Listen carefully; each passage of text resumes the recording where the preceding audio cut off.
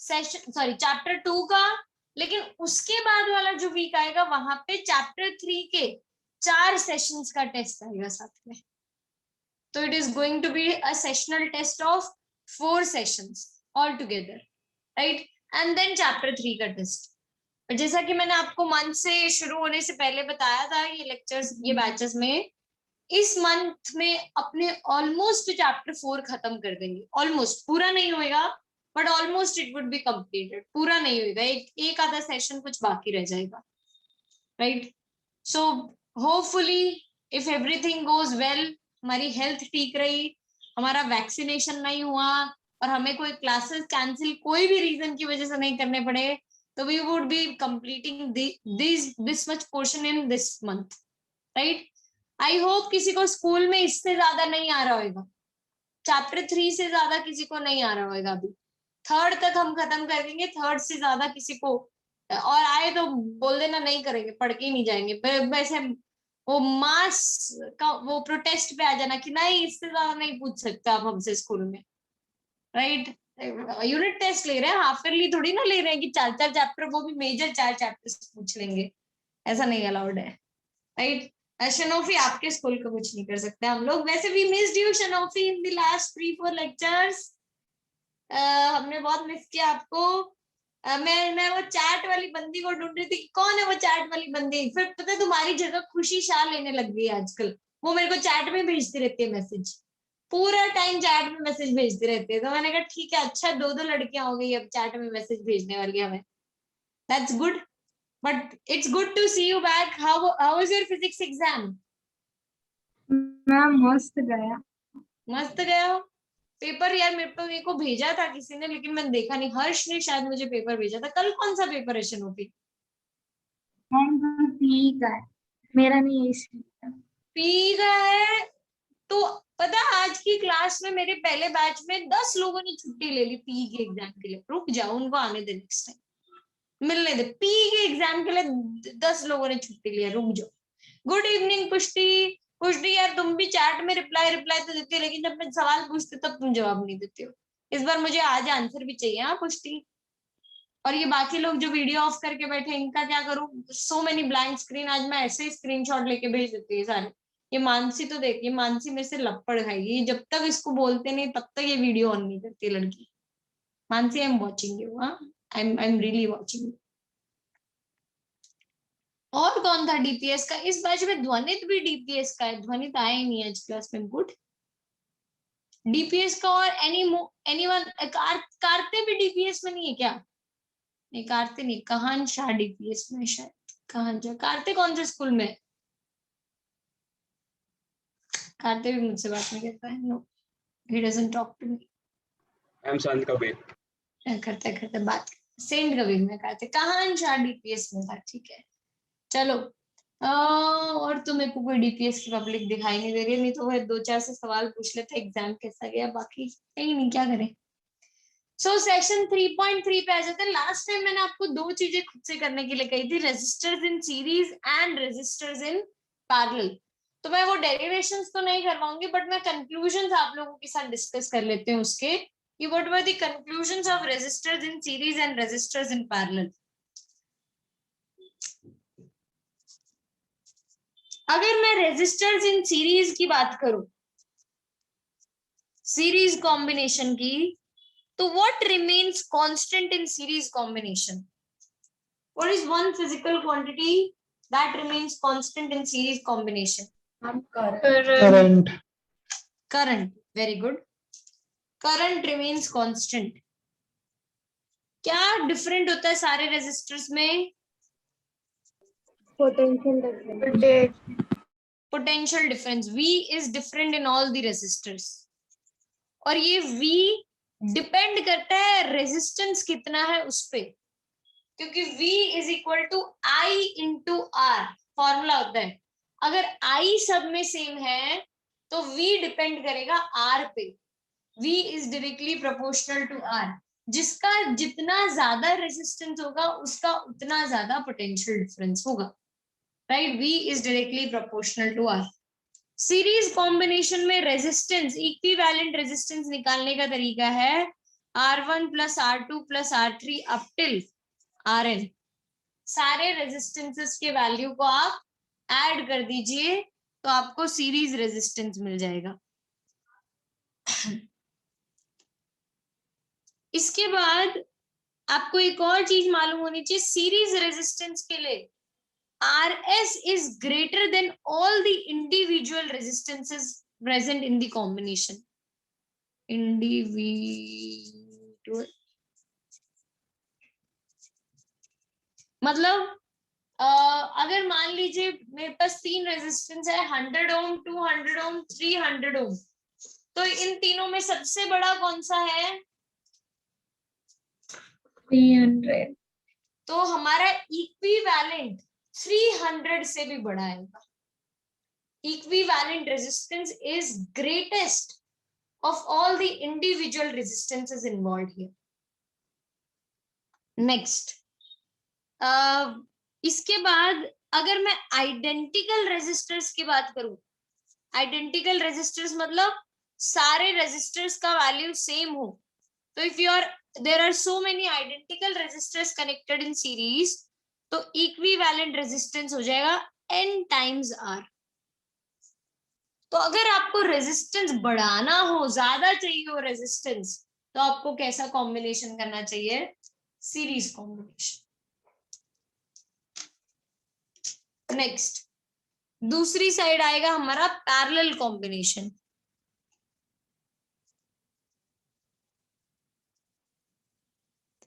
Parallel combination में क्या चीज कांस्टेंट रहती है? Potential difference. Potential difference V remains constant here among all the resistors. जितना बैटरी का होता है usually that is the scenario with all the resistances, right? क्या डिफरेंट होता है? Current is different among all the resistors. और current, फिर से ओम्स लॉ की वैल्यू बताओ, V is equal to I into R। तो I का फॉर्मूला क्या बन जाएगा? V कांस्टेंट है सारे केस में, तो I would be inversely proportional to R. Since V is constant in all the cases, I is inversely proportional to R. जितना ज्यादा रेजिस्टेंस होगा उतना कम करंट जाएगा उस ब्रांच में। Greater the resistance, lesser would be the current entering that branch. अगर मैं equivalent का वैल्यू ढूंढने जाऊं तो 1 by R parallel is equal to 1 by R1 plus 1 by R2 plus 1 by R3 up till 1 by Rn। और यहाँ पे scenario उल्टा है, R parallel is the least of all the individual resistances। ये लीस्ट आएगा, मतलब लीस्ट आने का मतलब, फिर से वही एग्जांपल देते हैं, 100, 200, 300, 100, 200, 300 में सबसे छोटा वैल्यू कौन सा है? 100 ओम। तो R जो आएगा वो 100 से भी कम आएगा। R equivalent would be lesser than 100 ohms, right? Akshar, class शुरू है भाई, ऐसे क्या कर रहे हो? हिम्मत रखो, राइट? बहुत टाइम है अभी, तो बहुत टाइम है, बहुत पकने वाला है अक्षर। Next, for n identical resistors, for n identical resistors, R parallel is equal to R by n। R parallel is equal to R by n।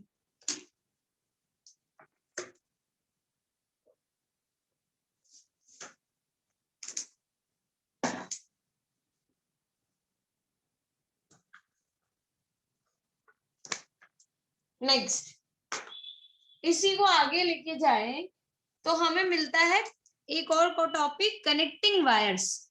Connecting wires किसको बोलते हैं हम? सर्किट में जो कंपोनेंट्स के अलावा जो भी चीज बचती है, जो भी हम कनेक्शन के लिए यूज करते हैं, those wires are known as connecting wires.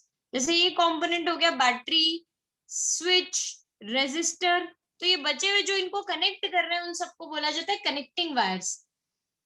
Physics के सर्किट्स में आइडियली हम कनेक्टिंग वायर्स का रेजिस्टेंस लेंगे negligible. R of connecting wires is considered to be nearly equal to 0। क्या प्रैक्टिकली ये 0 होता है? नो। कंसिडर हम 0 करेंगे लेकिन practically it won't be 0, right. जब भी हमें रेजिस्टेंस कनेक्टिंग वायर के across potential drop find out करने के लिए बोलेंगे, हम बोल देंगे ये आंसर आएगा 0, राइट। नेक्स्ट टॉपिक है हमारा पावर, कि पावर का वैल्यू अगर अपने को फाइंड आउट करना हो तो पावर का वैल्यू एक्चुअली हमने 10th में डिराइव किया हुआ है। Power is given by work done per unit time, right. अगर Q charge V potential drop में मूव कर रहा है, V पोटेंशियल डिफरेंस में मूव कर रहा है, तो what is the work done? Chapter 2 में सीखा होगा आपने। Q charge V potential drop difference में मूव करता था, W is equal to VQ VQ या QV upon T। What is charge per unit time known as? current current. तो power का फॉर्मूला आ जाता है VI। देखा देखा लग रहा है ना? देखा देखा फॉर्मूला ये ऐसे वही वाला है जो 10th में पढ़ा था, वो चेंज नहीं हुआ, आज भी वैसा ही दिखता है। So P is equal to V into I। By Ohm's law V की जगह मैं लिख सकती हूँ I इंटू R। तो जब मैं ओम्स लॉ से I इंटू R लिख दूंगी, ये बन जाएगा I स्क्वायर R। और I की जगह अगर V बाय R सब्सटीट्यूट कर दो तो ये बन जाएगा V स्क्वायर बाय R। अगर आपको पावर लॉस फाइंड करना हो, पावर लॉस, तो कौन सा फॉर्मूला यूज करोगे? VI, I स्क्वायर R या V square by R? Power loss निकालने के लिए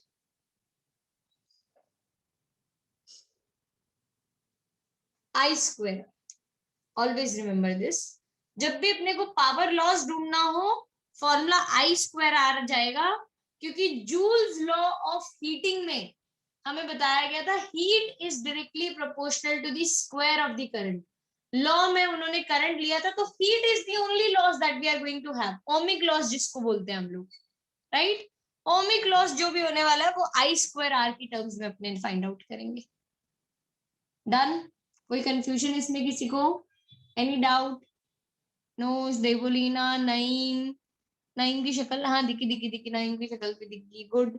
धृति, निष्ठा, केशिनी, नो डाउट, ऑलराइट। चलो आगे बढ़े।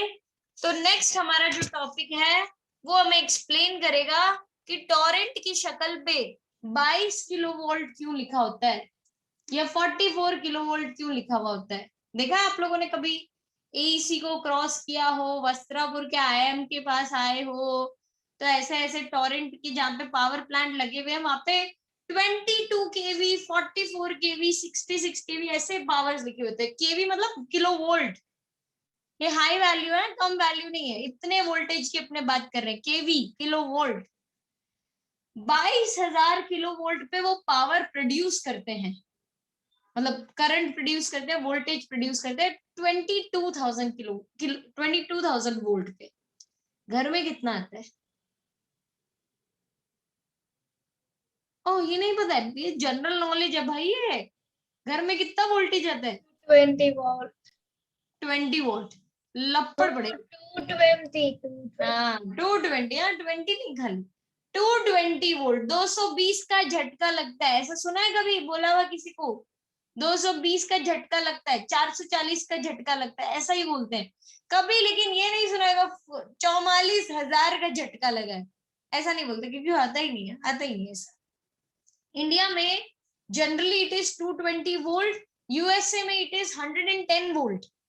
वो कम वोल्टेज पे सप्लाई करते हैं, हमारे यहाँ पे ज्यादा वोल्टेज पे सप्लाई, यहाँ पे ज्यादा वोल्टेज सप्लाई होता है। लेकिन फिर 22,000 क्यों प्रोड्यूस करने की जरूरत थी अगर घर में 220 भेजना था तो? Why was it required to produce power at 22,000 volt if we were supposed to have power at 220 volt? Why? Yes, Keshini. Ma'am may be power loss हो जाता है ड्यूरिंग रीचिंग टू मे भी नहीं, वही होता है केशनी, ऐसा एग्जैक्ट आंसर नहीं देना होता है, थोड़ा घुमाना होता है। power loss is the reason, that is the only reason we are going to have. और चलो ये तो ठीक है, पावर लॉस कम करना था, इसके लिए हमने हाई वोल्टेज पे पावर को ट्रांसमिट करना शुरू किया। फिर कम क्यों किया, कम क्यों किया ये तो बताओ। 22,000 रुपये घर पे भेज देते। मैम डैमेज हो जाते ना इंस्ट्रूमेंट। फिर इंस्ट्रूमेंट तुम नहीं हो सकते, ह्यूमन लॉस को भी तो कम करना है, सिर्फ पावर लॉस कम नहीं करना, ह्यूमन लॉस भी कम करने का है अपने को। दोनों लॉसेस इंपॉर्टेंट है भाई, human is a resource. HR management सुना नहीं है, ह्यूमन रिसोर्स, राइट। सो दोनों इंपॉर्टेंट है। 22,000 अगर घर में आता, अभी तो जब करंट लगता है ना तो बच जाते हैं, ऐसा ऐसा कभी मम्मी झटका लगा, मेरे को शॉक लगा, वो 22,000 का जब झटका लगता है ना, मम्मी भी नहीं निकलता है मुंह से, सीधा ऊपर निकलते हैं अपने, राइट। सो इसीलिए पावर लॉस कम करने के लिए हाई वोल्टेज पे ट्रांसमिट किया जाता है। लेकिन रेजिडेंशियल एरिया में जब पावर आना होता है, ट्रांसफॉर्मर एक डिवाइस होता है जिसका यूज करके, मूवी नहीं होती सिर्फ, डिवाइस भी है हमारा ट्रांसफॉर्मर। फिजिक्स में हम चैप्टर 7 में पढ़ेंगे भी, चैप्टर 7 AC करंट है, उसमें ट्रांसफॉर्मर डिवाइस की तरह आएगा, जो कि 22,000 वोल्ट को 220 वोल्ट में कन्वर्ट कर देता है, और फिर हमारे घरों में सप्लाई आता है उसका, राइट। फर्दर हमारे घर में भी आने के बाद भी, ये जो आपके मोबाइल के चार्जर के इतने बड़े बड़े अडेप्टर्स होते हैं ना आगे लगे हुए, वो लोग भी यही करते हैं। कोई फोन मेरा 220 झेल सकता है आपको लगता है, नहीं, उनमें भी छोटे छोटे ट्रांसफॉर्मर लगे होते हैं, 220 को 10 वोल्ट 5 वोल्ट में कन्वर्ट कर करके भेज देते हैं वो आगे। सो ट्रांसफॉर्मर का ये यूज आएगा, याद रखना। चैप्टर 3 में पढ़ाना शुरू किया मैंने ट्रांसफॉर्मर, तो 7 में आता है तो खुद पढ़ने लग जाना। 3 में स्टार्ट कर रही हूँ, 7th में ट्रांसफॉर्मर एक्चुअली आएगा, तब तक तो सब कुछ मालूम पड़ चुका है आपको। हर चैप्टर में मैं एक एक बार जिक्र कर दूंगी ट्रांसफॉर्मर का जाके, राइट। यस मोक्ष बोलिए।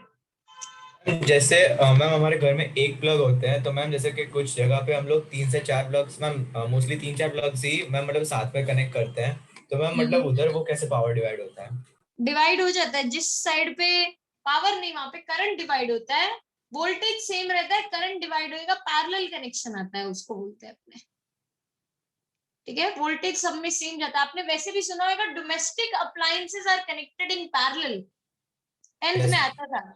If one fail other doesn't fail, other will still work. हाँ ऐसा ये सब सीखा हुआ हमने 10th में, यही याद है 10th का हमें, अदर्स विल स्टिल वर्क। तो पैरेलल कनेक्शन में वोल्टेज डिवाइड नहीं होता है, वहां पे करंट अलग अलग जाता है, उसके हिसाब से हमें आगे चीजें मिलती है, रेजिस्टेंस अलग होता है इसके लिए, ठीक है। तो करंट के मैम बेसिस पे डिवीजन हो जाता है।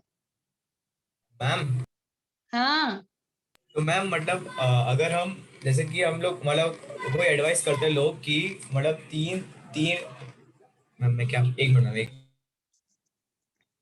हाँ मैम हाँ तीन, जैसे कि अगर 3-4 मतलब एक साथ सब कनेक्ट करने से मैम लोग मोस्टली हम मना करते हैं मैम, उसका क्या कारण? कि अगर अगर वैसे भी मैम पावर डिवाइड होके आने वाला है तो भी मैम मतलब एक साथ लगाने में प्रॉब्लम? मैं फिर से बता देती हूँ, पावर नहीं डिवाइड होने के आने वाला अरे है, ma'am current current sorry divide होके आने वाला है। यस, अब मैं बताती हूँ उसका रीजन।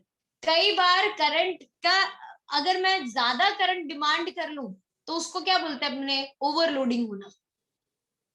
ओवरलोडिंग ना हो जाए इसकी वजह से वो मना करते हैं 4-5 डिवाइस एक साथ ना कनेक्ट करो। आज मैं जो लैंप के बिना घूम रही हूँ ना, ये ओवरलोडिंग का नतीजा है। मैंने एक ही डिवाइस में, एक ही वो एक्सटेंशन केबल में 4 चीजें कनेक्ट कर रखी थी उस दिन।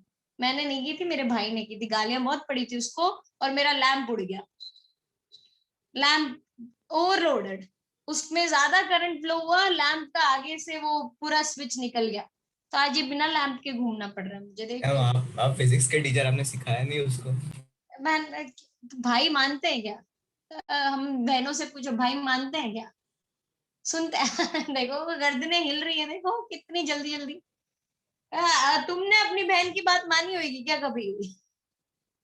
नहीं मानते, नहीं मानते। So this that happened, but this was the reason. इसकी ओवरलोडिंग ना हो इसके लिए एक डिवाइस, एक ही सर्किट में आपको कनेक्ट करने से मना किया जाता है, ठीक है। ऑलराइट, अगेन हम अपने मेन मुद्दे पे आ जाते हैं। Why power is transmitted at high voltage? To reduce power loss, ये अपने प्रूव करके दिखाएंगे थ्रू अ डेरिवेशन, मतलब पूछेंगे नहीं डेरिवेशन, लेकिन आपको मालूम होना चाहिए हर एक घर का, हर एक हाउस होल्ड का कुछ ना कुछ पावर अलॉटेड होता है। जैसे हो सकता है मेरे घर का हो 2000 वॉट, 2 किलोवाट आपके घर को मिलेगा, राइट, वो पावर मिलेगा। उसको अगर मुझे एक्सटेंड करवाना हो तो मुझे बहुत रिक्वेस्ट साइन करनी पड़ती है, टॉरेंट में बहुत खर्चा करना पड़ता है, तब जाके वो एक्सटेंड होता है, वरना उसके बिना पावर का आप यूसेज एक्सटेंड नहीं करवा सकते। So the power which my home needs is fixed, that is P, it is given bye V into I। So current जो मुझे मिलेगा वो P by V के जैसे फॉर्म में मिलना चाहिए, राइट। अगर टॉरेंट ने यहां से सप्लाई करना शुरू किया तो power loss across connecting wires, बोलो कनेक्टिंग वायर्स के अक्रॉस पावर लॉस निकालना हो तो क्या फॉर्मूला यूज करूंगी मैं? I square R। Very good, I square R। और R में यहाँ पे मैं लिख देती हूँ RC to indicate this is resistance of connecting wire. आप बोलोगे मैम आप अपनी बात पे कॉन्ट्रडिक्ट कर रहे हो, आपने बोला था कनेक्टिंग वायर का रेजिस्टेंस नेग्लिजिबल होना चाहिए, मैंने बोला था ideally not practically, this is the practical scenario I am talking about, right. कुछ ना कुछ रेजिस्टेंस होता है, यूजुअली वायर्स को मोटा बनाया जाता है, आप लोगों ने देखा होगा जहां पे करंट सप्लाई होता है वायर को मोटा बनाया जाता है, थिकनेस बढ़ाई जाती है, एरिया ऑफ क्रॉस सेक्शन बढ़ाने से रेजिस्टेंस कम हो जाता है, that is why wires are made of thicker cross section, ठीक है। सो I स्क्वायर RC, अब I की जगह मुझे पता है करंट मुझे इतना चाहिए, P square upon V square हो जाएगा इनटू RC। बोलो मैं कनेक्टिंग वायर का, अगर टॉरेंट से मेरा घर 5 किलोमीटर दूर है तो मैं कनेक्टिंग वायर 4 किलोमीटर की यूज कर सकती हूँ? नहीं, 5 किलोमीटर चाहिएगा, फिक्स्ड है। अगर मैं उसको चेंज नहीं कर सकती, I can not change the resistance of the connecting wire, right. मेरे घर को 2 किलोवाट पावर रिक्वायर्ड है, मैं क्या इसको चेंज कर सकती हूँ पावर रिक्वायर्ड को? आई कैन नॉट, ये भी कांस्टेंट है। तो सिर्फ चेंज क्या हो सकता है मेरे केस में? V, जिस वोल्टेज में मैं पावर ट्रांसमिट कर रही हूँ, ट्रांसमिट करवा रही हूँ, power loss is inversely proportional to V का स्क्वायर। तो अगर मुझे इसको कम करना है, मुझे हाई वोल्टेज पे पावर को भेजना पड़ेगा, सो दैट पावर लॉस कम हो, long distance transmission of current possible हो सके। लॉन्ग डिस्टेंस ट्रांसमिशन पॉसिबल करवाने के लिए होता है। पहले के जमाने जब हमारे निकोला टेस्ला, सुना है ना टेस्ला का नाम? इलोन मस्क ने बहुत फेमस किया, इलोन मस्क ने, भाई टेस्ला अभी अभी नहीं सुना तो किस जमाने में सुनोगे? अभी भी 10 साल का वेट करोगे? नो, सुन लो, Tesla was a big name in our physics background, बहुत बड़े साइंटिस्ट, बहुत बहुत इज्जत है उन साइंटिस्ट के लिए, फिजिक्स में रेवोल्यूशन लेकर आए थे। जैसे अपना बोलते हैं ना Honey Singh is the revolution of music industry of India, वैसे वो था उस टाइम, था ऐसा मुंह बनाने से नहीं होगा, उस टाइम में Honey Singh rap rap rap rap करके लेकर आया था। आप भले ही मानो चाहे ना मानो, लेकिन उस टाइम का था वो। हाँ, ऐसे ऑफेंड नहीं हो जाओगे, मैम ने हनी सिंह की तारीफ कर दी, बादशाह की नहीं की, मैम बादशाह की करनी चाहिए आपको, right? Let's put that aside. Similarly, physics में big revolution came when Tesla introduced alternating currents.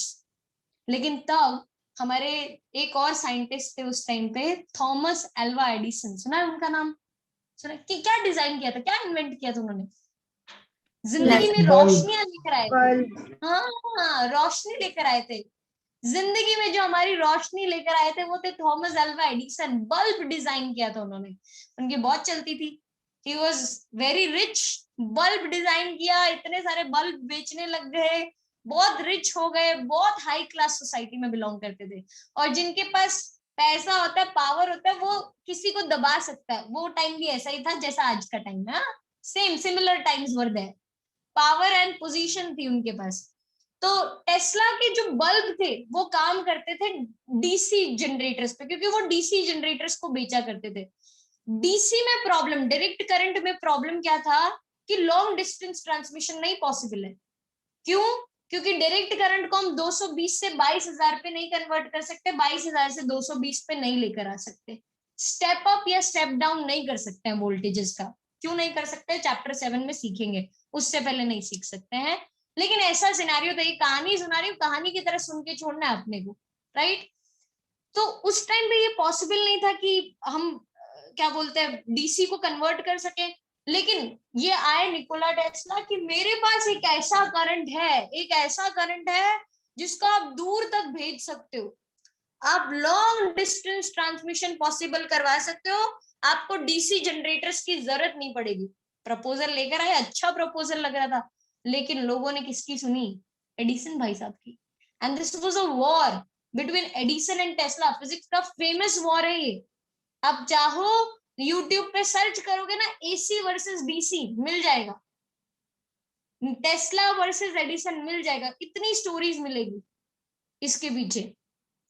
तो उस टाइम पे निकोला टेस्ला की बहुत बुराई की, सब कुछ किया नहीं उसने। वो बोलते टेस्ला इंसानियत को मारना चाहता है, इंसान को मारना चाहता है, इसीलिए वो ऐसा डेंजरस करंट हमारे पास लेकर आया है।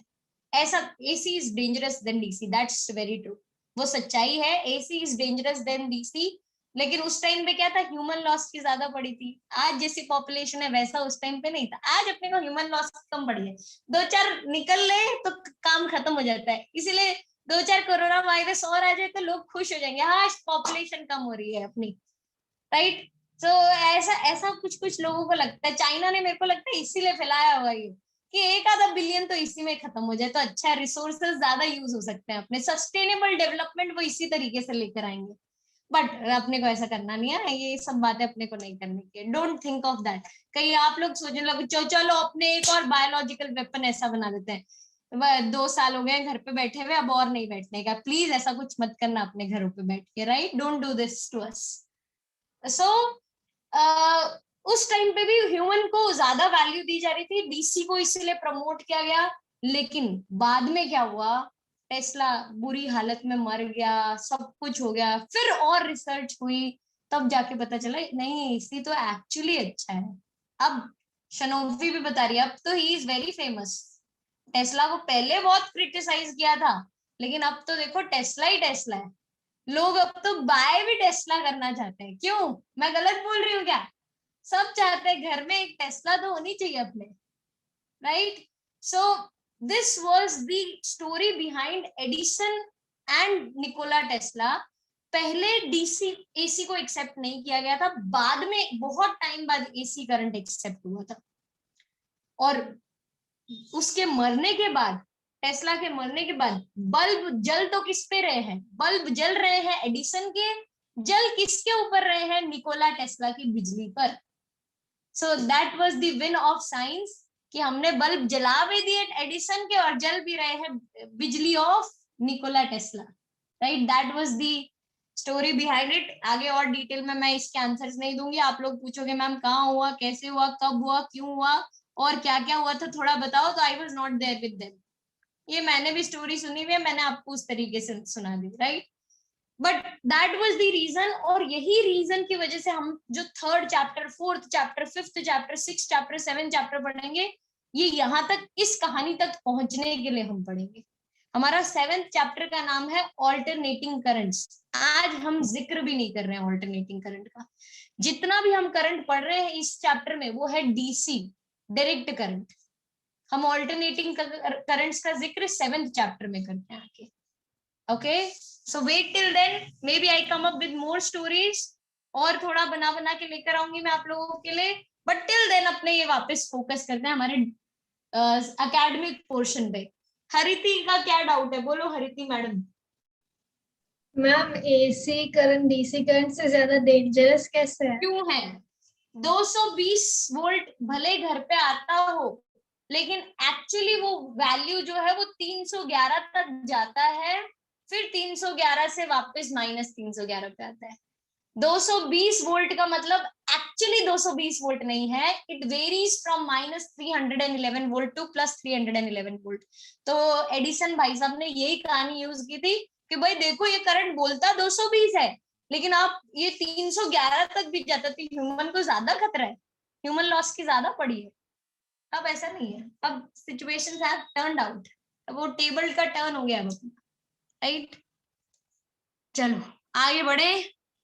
This completes my session 3.3 finally. Now we will start with session 3.4.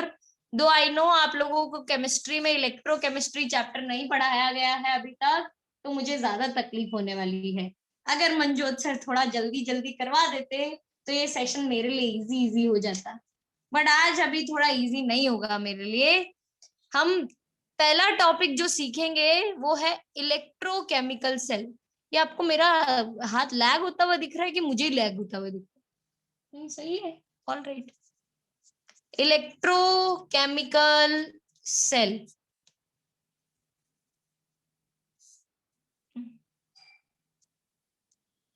One second.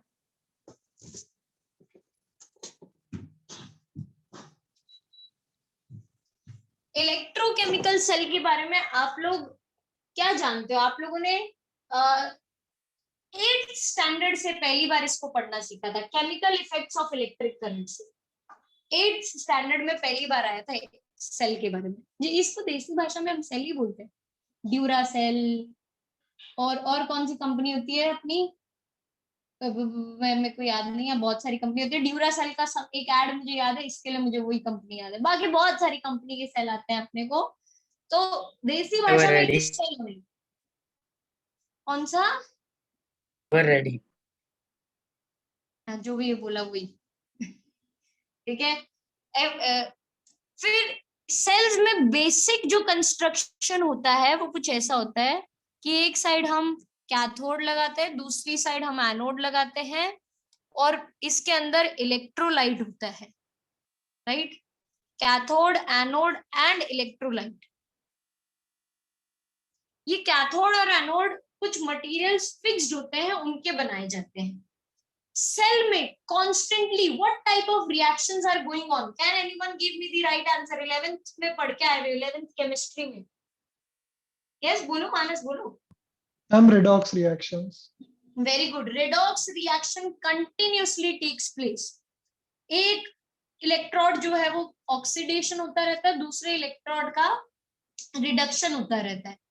तो ये ऑक्सीडेशन और रिडक्शन के टाइम पे इनके पोटेंशियल भी फिक्स्ड होते हैं। ये चीज नहीं पढ़ी होगी आप लोगों ने कि ऑक्सीडेशन पोटेंशियल हर एक मटेरियल का फिक्स्ड होता है, रिडक्शन पोटेंशियल हर एक मटेरियल का फिक्स्ड होता है। ये आप लोगों ने नहीं सीखा होगा oxidation potential and reduction potential के बारे में, क्योंकि ये इलेक्ट्रोकेमिस्ट्री में आता है इस साल। इसलिए मैं बोल रही थी मंजोत सर पढ़ा देते तो मेरा काम खत्म होता है यार, उन्होंने करवाया नहीं। लेकिन डिटेल में मैं नहीं जाऊंगी। हर एक मटेरियल का ऑक्सीडेशन पोटेंशियल और रिडक्शन पोटेंशियल फिक्स्ड होता है। मैं अगर जिंक लूं तो जिंक के लिए अलग, कॉपर लूं तो कॉपर के लिए अलग, निकल लूं तो निकल के लिए अलग। हर एक इलेक्ट्रोड जो भी आपने मेटल चूज किया होगा उसके लिए उसका एक स्पेसिफिक ऑक्सीडेशन पोटेंशियल होता है और उसका रिडक्शन पोटेंशियल होता है। ठीक है।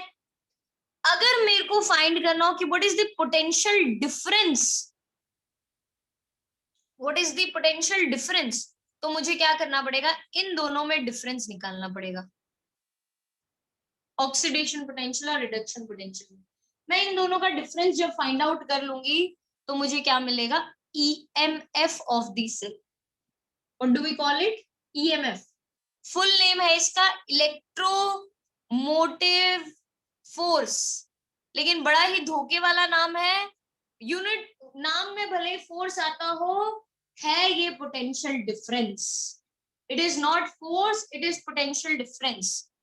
मैं इसका डेफिनेशन भी अभी आपको लिख के दिखाऊंगी, but first you see what is EMF. It is the difference between the oxidation potential and reduction potential of two electrons. Right? Should I turn the page? कोई confusion? No, I should not. Okay, I will wait. 10 seconds, 20 seconds.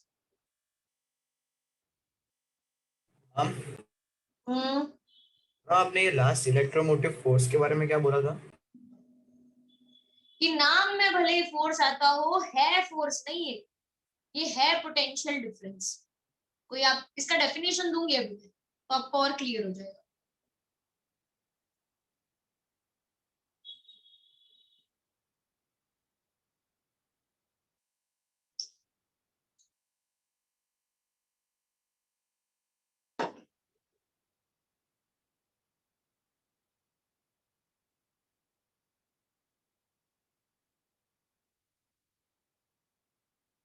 चलो, electromotive force के बारे में हमें क्या जानना है कि EMF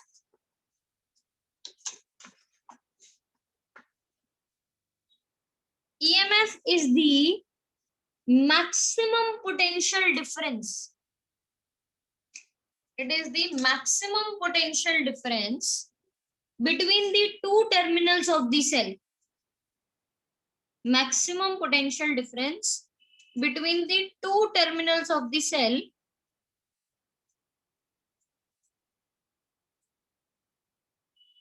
when cell is not in use. इसी को बोलने के तीन तरीके हैं. When current is not drawn from the circuit.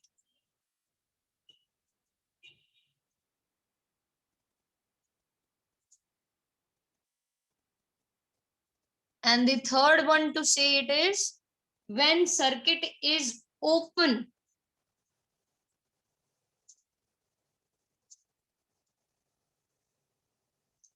These are the three ways to say EMF. The maximum potential difference between the two terminals of the cell when cell is not in use, when current is not drawn from the circuit, when circuit is open. Basically आप market में battery खरीदने जाते हो, क्या बोलते हो? भैया 5 volt की बैटरी देना. वो 5 वोल्ट क्या है? EMF. 5 volt is the EMF of the cell. 5 volt, 10 volt, 15 volt, 20 volt, जिसकी भी लेकर आनी हो, but that value which you specify, या जो उसके कवरिंग पे लिखा होता है कि ये 5 वोल्ट की बैटरी है, वो क्या लिखा हुआ है उसका? EMF of the cell. इसको हम ई से, ये कर्सिव ई से, स्टाइलिश ई से डिनोट करते हैं हम. और इसका एसआई यूनिट बता दो भाई, यूनिट क्या होएगा? वोल्ट. अगर आपने न्यूटन बोल दिया होता तो झगड़ा हो जाना था अपना, क्योंकि मैंने स्पेसिफाई किया था it is not force, it is potential difference. It is volt. SI unit is going to be volt. ठीक है, चलो नेक्स्ट केस. नेक्स्ट आता है अपने को टर्मिनल वोल्टेज.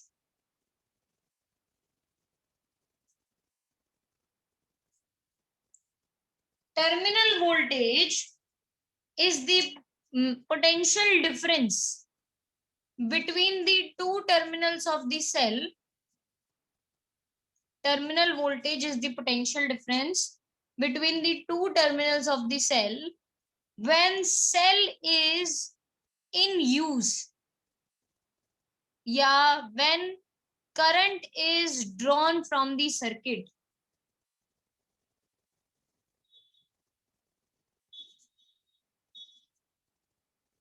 या फिर when circuit is closed. आपको ये तीनों हर बार लिखने जरूरी नहीं है, आप कोई भी एक यूज कर सकते हो. I prefer the second one to be written in your definition. when current is drawn from the circuit या when current is not drawn from the circuit. So the potential difference between the two terminals of the cell when cell is in use, when current is drawn from the circuit, and when circuit is closed.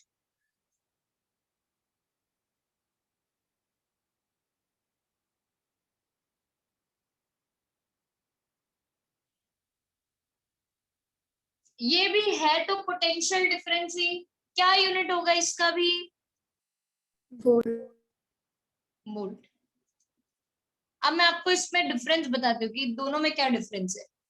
मान लीजिए मेरा ये एक circuit है जिसमें मैंने एक cell connect किया, इसके साथ एक स्विच लगाया, स्विच के साथ एक बल्ब लगा दिया, और मैंने इस स्विच को क्लोज किया तो ये बल्ब जगने लग गया ऐसे. ठीक है, करंट फ्लो करना स्टार्ट कर चुका होगा अभी सर्किट में. आई करंट फ्लो करना चालू कर दिया है. बैटरी बोल रही थी 5 वोल्ट, बैटरी का वैल्यू रीड कर रहा था 5 वोल्ट, बट जब मैंने यहाँ पे वोल्ट मीटर लगा के चेक किया ना, वोल्ट मीटर का रीडिंग आया 3 वोल्ट. बचा हुआ वोल्टेज कहाँ गया? कहाँ गया?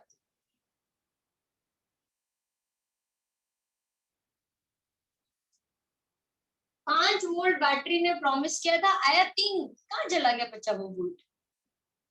यस मानस, मैम पावर लॉस, किसके अक्रॉस? मैम बल्ब के अक्रॉस। बल्ब के अक्रॉस, तो भी पोटेंशियल डिफरेंस तो दिखेगा ना। पावर लॉस अपने बता सकते हैं, पावर प्लस पावर लॉस, कि power across bulb plus power loss, लेकिन वो पावर में ही दिख जाता है। Where is the potential difference? It is not loss.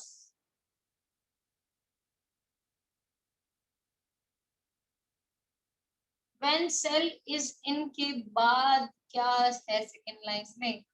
When cell is in use, USE. बताओ बताओ, कहाँ चला गया बचा हुआ वोल्टेज?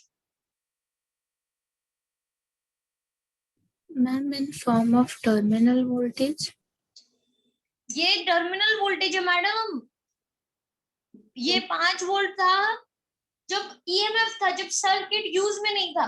लेकिन जैसे मैंने इसको यूज में डाला, मैं एक्सपेक्ट कर रही थी बल्ब के अक्रॉस भी 5 आना चाहिए, लेकिन आया 3 ही, कहाँ चला गया? मैं इसके लिए आपको थोड़े एनालॉगस एग्जांपल्स देती हूँ। रुको, आपने 5 लाख के लोन के लिए अप्लाई किया था, सब पेपर वर्क में 5 लाख लिखा जाता है, सारे हर जगह पे 5 लाख आता है।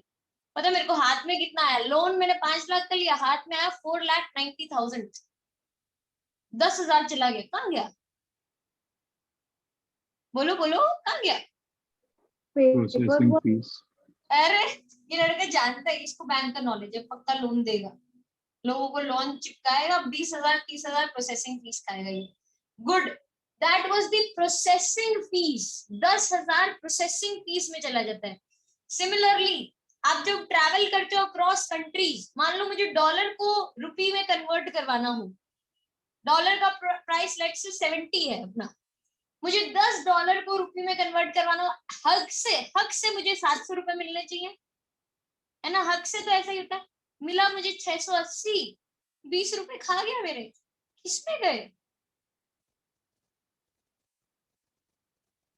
Conversion fees.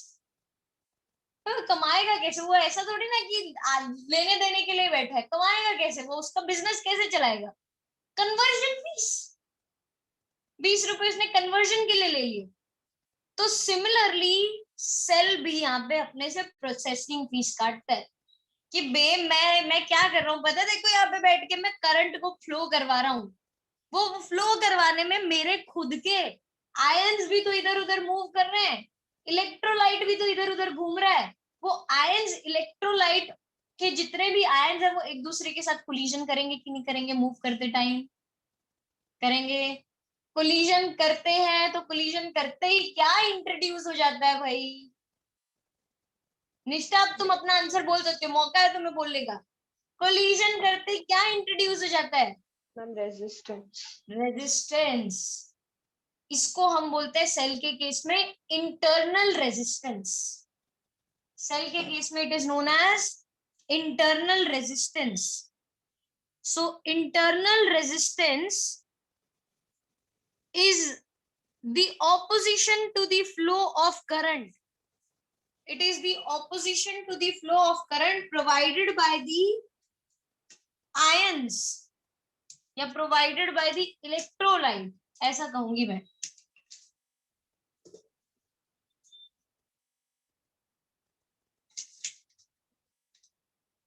provided by the ions या electrolyte to the flow of current।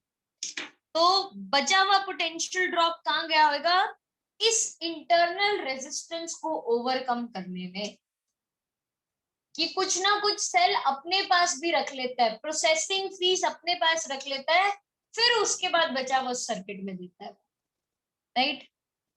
मैं इस इंटरनल रेजिस्टेंस को स्मॉल r से इंडिकेट किया करूंगी, टर्मिनल वोल्टेज को कैपिटल V से इंडिकेट किया करूंगी।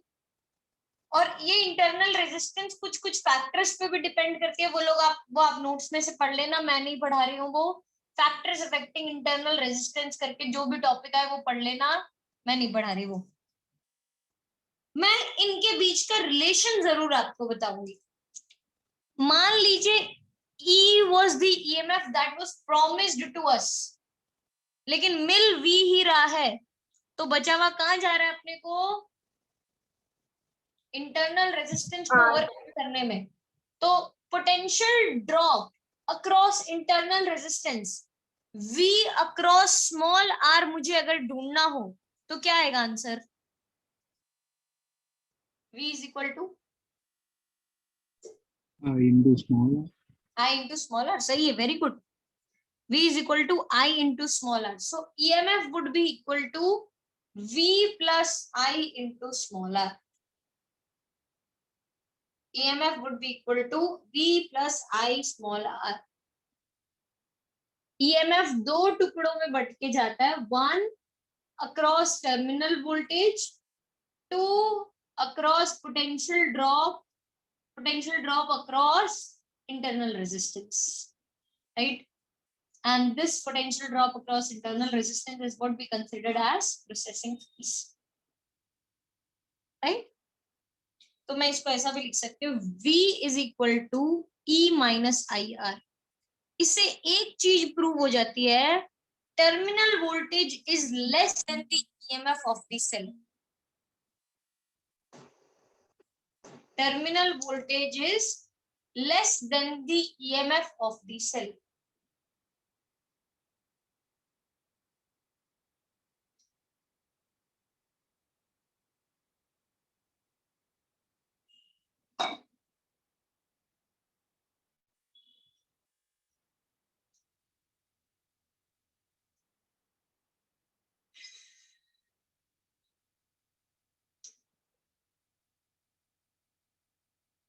राइट, आगे बढ़े. ठीक है, दूसरी साइड में अगर करंट का एक्सप्रेशन ढूंढना चाहूं तो करंट का एक्सप्रेशन, आप जनरली करंट कैसे फाइंड करते थे सर्किट में? How do we find current in the circuit? I is equal to Q by T. ठीक है, दूसरा तरीका I is equal to V upon R. V upon R. V upon R ही चाहिए था मुझे, बस मुझे उम्मीद थी वो पहली बार में आएगा, लेकिन ये लड़की थोड़ी ज्यादा होशियार है. Net potential difference upon net resistance, ऐसा कह सकती हूँ मैं, net potential difference upon net resistance. अगर मैं अब सेल की बात कर रही हूँ, नेट पोटेंशियल डिफरेंस कितना होगा? What would be the value of net potential difference? बोलो बोलो, कितना होगा? E minus IR. नहीं, EMF के बराबर. Net potential difference is the maximum potential difference, that is EMF upon net resistance. कितना होगा? Small r. Small r. तो सिर्फ सेल की वजह से, ये बल्ब क्या कुछ अपनी रेजिस्टेंस नहीं कैरी करता होएगा? क्या करता होएगा कि नहीं? हक की बात Small है. r plus r. Yes, small r plus capital R, जिसमें हम कैपिटल R को बोला करेंगे एक्सटर्नल रेजिस्टेंस. अब से capital R would be external resistance, small r would be internal resistance, और E is the EMF, right? ये सारे फॉर्मूला आज लर्न कर लो, नेक्स्ट टाइम पे रैपिड फायर खेलेंगे अपने. रैपिड फायर में मैं टर्म्स के मतलब पूछती जाऊंगी कि बताओ जल्दी जल्दी, बताओ जल्दी जल्दी, राइट? और 3.4 के सारे क्वेश्चंस फॉर्मूला बेस्ड है. एक फॉर्मूला, दो फॉर्मूला मैंने आपको करवा दिया. ठीक है, आप लोगों ने सुना रिचार्जेबल सेल्स भी आते हैं आजकल लाइफ में, कुछ नया भी है हमारे पास. रिचार्जेबल सेल्स पहले नहीं होते थे. रिचार्जेबल सेल्स में ऐसा क्या हो सकता है जो हमारे यूज एंड थ्रो सेल्स में नहीं हो सकता है?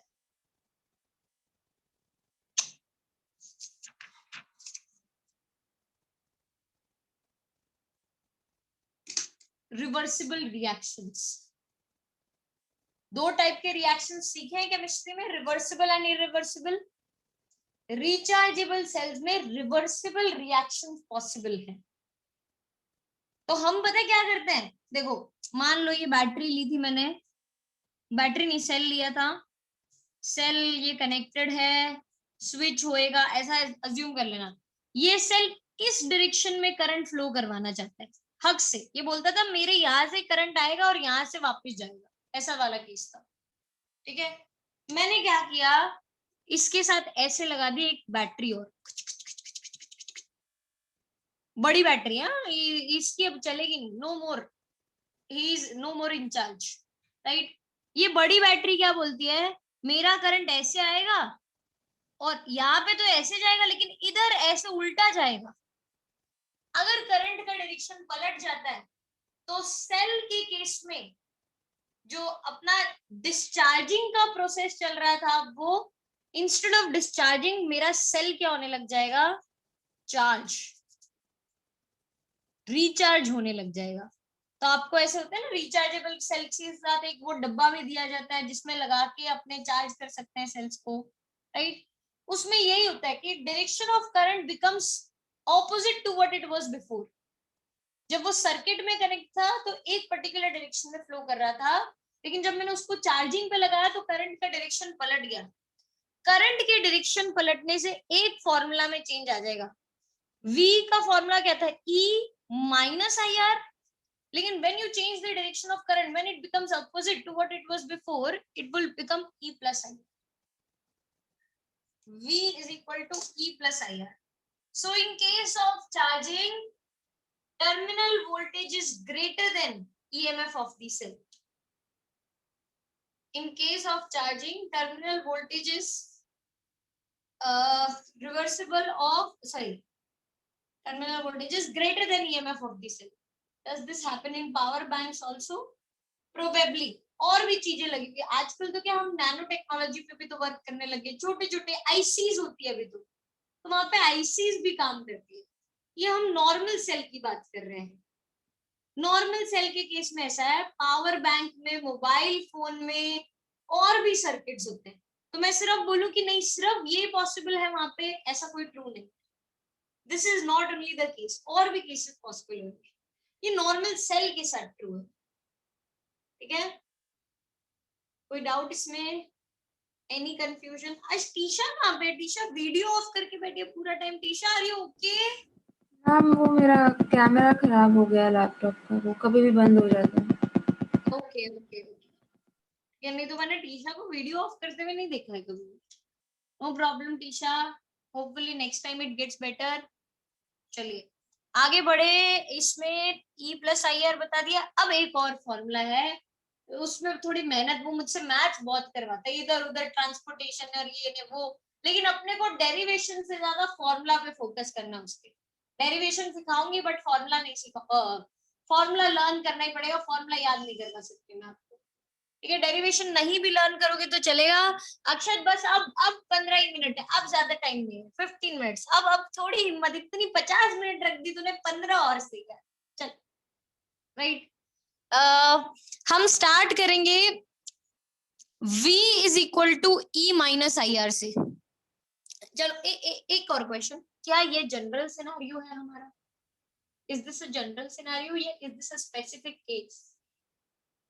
Specific case. Specific case, not a general scenario. हर बार हम चार्जिंग नहीं कर रहे होते हैं, यूजुअली डिस्चार्ज हो रहा होता है सेल, सिर्फ चार्जिंग के केस में ये ट्रू है, ठीक है। V is equal to E minus I R. I की जगह अभी अभी हमने बताया था, हम लिख सकते हैं E upon R plus small r into capital R। कोई भी मैथ्स का स्टेप समझ नहीं आया तो समझने का ट्राई कर लेना, पूछना मत। E कॉमन लिया, 1 minus small r upon capital R plus R। फिर मैंने एलसीएम लिया, capital R plus R minus R upon capital R plus small r। R से R कैंसिल हो गया। V by E is equal to R upon capital R plus small r। Reciprocal लिया, E by V is equal to R plus R upon capital R। Splitting the denominator R by R plus small r by capital R, ये बन जाएगा 1 plus small r by capital R E by V। तो ये आ जाएगा E by V minus 1 is equal to small r by capital R। Small r is equal to E by V minus 1 into capital R. This is the relation between internal resistance, external resistance, terminal voltage and EMF of the cell. पूछ लो भाई, ऐसा की मजाक कर रही थी, ऐसा नहीं है, आप लोग पूछ सकते हो डाउट है तो, कोई भी स्टेप में डाउट है तो पूछ लो, एनी स्टेप। अनुष्का कोई डाउट? नहीं मैम, पता चल गया। पता चल गया। निष्ठा ओके, हस्ती, प्रथम को भी क्लियर है, प्रीत, खुशी त्रिवेदी, पुष्टि पटेल, आस्था देसाई, क्लियर है, okay, good good good, okay, Dibanjana, Tanisha, okay, alright. So अगर ये सब क्लियर है तो फटाफट टर्म्स के नाम बता दो मुझे। What is small r indicating? Internal resistance. Capital R, External resistance. Cursive E, EMF. Capital V, Potential. Terminal voltage, capital I, current. Current, capital I नहीं पता यार, ऐसे कैसे कर दो? Capital I is current, right. Next, एक चीज मैं आपके ऊपर और छोड़ रही हूँ, अपने को आता है difference between terminal voltage and EMF. मैंने मेजर डिफरेंस आपको बता दिए हैं। पहले तो एक ओपन सर्किट में पॉसिबल है, एक क्लोज्ड सर्किट में पॉसिबल है। फिर दूसरा, एक EMF का value is generally greater than terminal voltage except in one case, that is case of charging. Third, EMF doesn't depend on nature of EMF doesn't depend on external resistance. Capital R पे EMF का dependency नहीं है. Terminal voltage depends on external resistance. EMF किस पे depend करता है?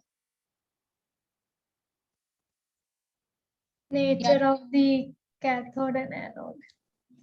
Nature of reactants use, very good. Oxidation potential और reduction potential जो होगा वो कैथोड और एनोड कौन सा चूज किया आपने, उसी के बेसिस पे हम बता सकते हैं। तो EMF depends on the nature of reactants. And fourth is something which you won't understand right now, but आप लर्न करके रख सकते हो।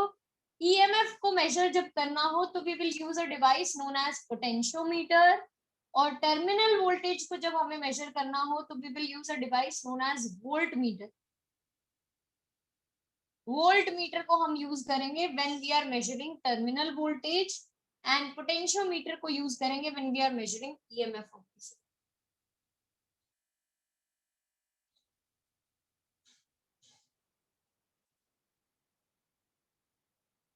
ये चार डिफरेंसेस हैं।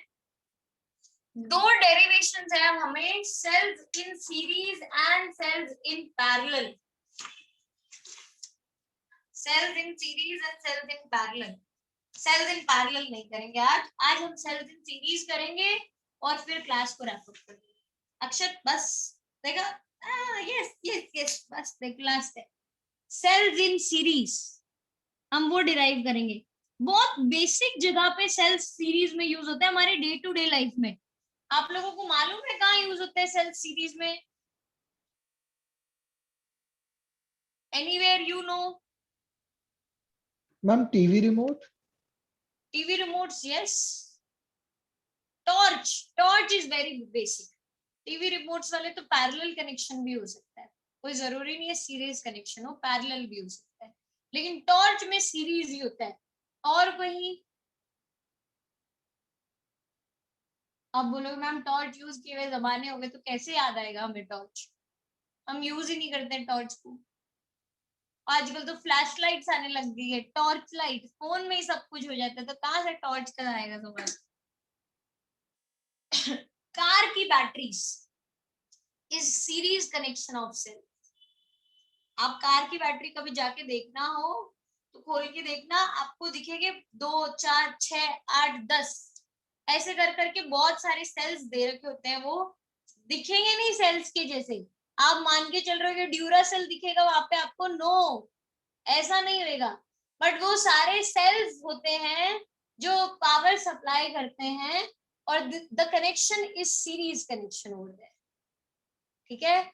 12 वोल्ट की बैटरी जनरली होती है, 12 वोल्ट, राइट। उससे ज्यादा की भी हो सकते, कोई ऐसा जरूरी नहीं कि आप मेरी बात को पकड़ के बैठे, 12 ही होगा हमेशा, उससे ज्यादा भी हो सकता है। बट वो वाला कनेक्शन भी जो है वो सीरीज है, तो सीरीज कनेक्शन वहां पे यूज किया जाता है जहां पे हमारा एक सेल से बात नहीं बन रही हो, हमें बहुत सारे सेल साथ में चाहिए हो to get maximum EMF, to get maximum EMF. EMF बढ़ाना हो तो हम वहां पे सेल्स इन सीरीज यूज करते हैं। ठीक है, तो चलो आगे डिस्कस करते हैं इसको। सेल्स इन सीरीज बहुत इजी डेरिवेशन है। मान लो मैंने एक सेल का, ये एक सेल लिया, ये दूसरा सेल लिया, इसका ईएमएफ है E1, internal resistance R1, EMF E2, internal resistance R2। Series connection में क्या चीज कांस्टेंट रहती है? करंट। तो I would remain constant all along. I हर जगह पे I ही रहेगा। फर्स्ट सेल के अक्रॉस भी I, सेकंड सेल के अक्रॉस भी I। मैं यहाँ पे 3 पॉइंट्स मार्क करती हूँ, A, B and C। A, B and C। अगर मैं फाइंड करूं terminal voltage between A and B, तो VAB को मैं लिख सकती हूँ VA minus VB, which would be equal to, क्या फॉर्मूला था V का टर्मिनल वोल्टेज का? E minus IR। सो ये बन जाएगा E1 minus IR1। VA minus VB is E1 minus IR1. That is my equation number 1. VBC could be written as VB minus VC. किसके बराबर होएगा? जल्दी जल्दी बोलो। VB minus VC is equal to E2 minus IR2. E2 minus IR2. Second equation, E2 minus IR2। मान लेते हैं हम इस सेल का एक इक्विवेलेंट फॉर्म करना चाहे, कि मान लो ये एक ही सेल हो, यहाँ पे E इक्विवेलेंट, R इक्विवेलेंट, ये पॉइंट A, ये पॉइंट C, और इसमें से करंट I फ्लो कर रहा है। ठीक है, could you tell me what is VAC equal to?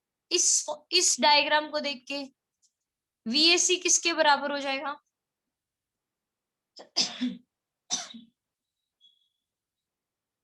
No idea. Same जैसे ma'am E equivalent minus IR equivalent. E equivalent minus IR equivalent, मतलब ये दो सेल को कंबाइन करके मैंने एक सेल बना दिया है। तो वो फॉर्मूला मुझे कुछ ऐसा दिखेगा। वो फॉर्मूला मैं यहाँ पे लाने की कोशिश करूं तो एड इक्वेशन 1 एंड 2। 1 प्लस 2 किया तो हमें मिलेगा VA माइनस VC, क्योंकि VB VB कैंसिल हो जाएगा, is equal to E1 plus E2 minus IR1 minus IR2। तो VA माइनस VC की जगह मैं लिख सकती हूँ VAC, E1 plus E2 minus I taken common R1 plus R2। चलो कंपेयर करो, VAC की जगह VAC है, E इक्विवेलेंट की जगह क्या आ गया? E1 plus E2. E equivalent is equal to E1 plus E2। R equivalent की जगह R1 plus R2. R1 plus R2। ये तो था दो सेल्स के लिए इक्विवेलेंट। अगर हम ऐसे ही n सेल्स का इक्विवेलेंट फाइंड करें, तो for n cells E equivalent is going to be E1 plus E2 plus E3 plus E4 up till En, and R equivalent would be equal to R1 plus R2 plus R3 plus R4 up till Rn।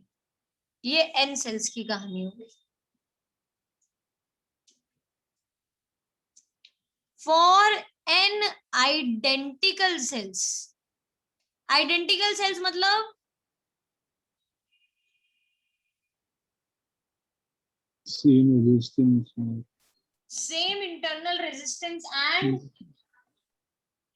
EMF same EMF. सब cells का EMF भी same है, सब cells का internal resistance भी same है। E E E E E E R R R R R R. तो उस सिनेरियो में what is E equivalent equal to? NE NE NE। R equivalent equal to R. तो अगर मैं current का formula बनाऊं इस सिचुएशन में, it would be NE upon NR plus capital R।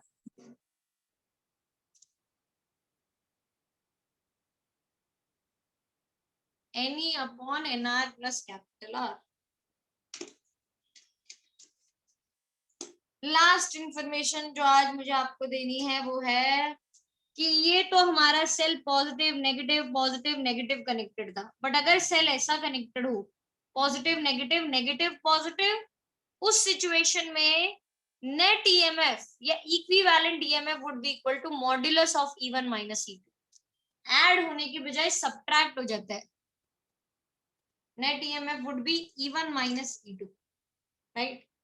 हाँ खुशी बुक बंद कर दो, चलो चलो बुक बंद। Done, we are done for today. Next class का आपका होमवर्क रहेगा 3.2 तक पूरा खत्म हो जाना चाहिए आपका। 3.34 अपने क्लास में करेंगे, 3.2 तक सब कुछ खत्म करके आइए। एंड मंडे का टेस्ट भूलिएगा नहीं, इस बार मंडे को देयर इज नो क्लास, मेरी छुट्टी हुई। हर्ष, मंडे नो क्लास, मेरी छुट्टी। यस, जिस दिन क्लास होता है मेरी छुट्टी नहीं होती है। So this Monday please take the test seriously. Chapter 2 पूरा चैप्टर का टेस्ट है, कोई डाउट हो तो वीकेंड में मेरे से पूछ लो, अपने सॉल्व कर लेंगे बैठ के, ठीक है। ऑल राइट, चलो bye bye, take care everyone. Bye ma'am. Bye.